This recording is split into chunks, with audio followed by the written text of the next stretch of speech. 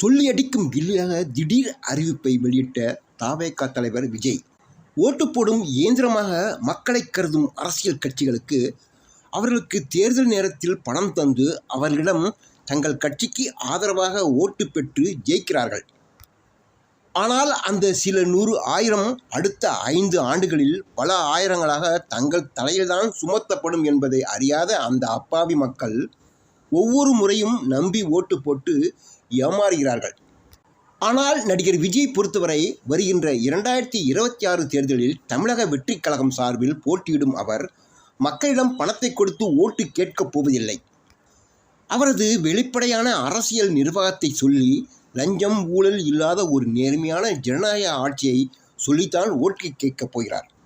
மேலும் அவர் செய்யும் நலத்திட்ட உதவிகள் அவரது வெற்றியை கட்சியை இன்னும் பலப்படுத்தும். கடந்த ஆண்டு நடிகர் விஜயின் பிறந்த நாளை முன்னிட்டு கல்வி விருதுகள் வழங்கும் விழா நடத்தப்பட்டது. இந்த நிகழ்ச்சியில் பங்கேற்ற விஜய் சுமார் 10 மணி நேரத்துக்கு மேல் கால் கடுக்க நின்று பல கோடி ரூபாய் பரிசுகளை மாணவ மாணவிகளுக்கு வழங்கினார். அதேபோல் இந்த ஆண்டும் 10ஆம் வகுப்பு 12ஆம் வகுப்பு மாணவ மாணவிகள் பொதுத் தேர்வில் முடிவில் வந்துள்ளது. அடுத்த மாதம் கல்வி விருது வழங்கும் விழாவை நடத்த விஜய் திட்டமிட்டுள்ளதாக தெரிய வந்துள்ளது. தமிழக வெற்றிக் கழகம் என்ற அரசியல் கட்சியை துவங்குவதற்கு முன்பாகவே மக்களை கவரும் விதமாக 234 தொகுதிகளிலும் முதல் 3 இடங்களை தேர்ச்சி பெற்ற மாணவ மாணவிகளுக்கு விஜய் பரிசு வழங்கினார். அதேபோல் இந்த ஆண்டும் வழங்க உள்ளார்.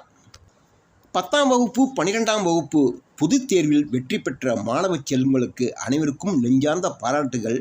மற்றவர்கள் தன்னம்பிக்கையுடன் மீண்டும் மீண்டும் வெற்றி பெற வாழ்த்துகள். விரைவில் மீண்டும் நாம் சந்திப்போம் என்று தனது இணையதளத்தில் குறிப்பிட்டுள்ளார்.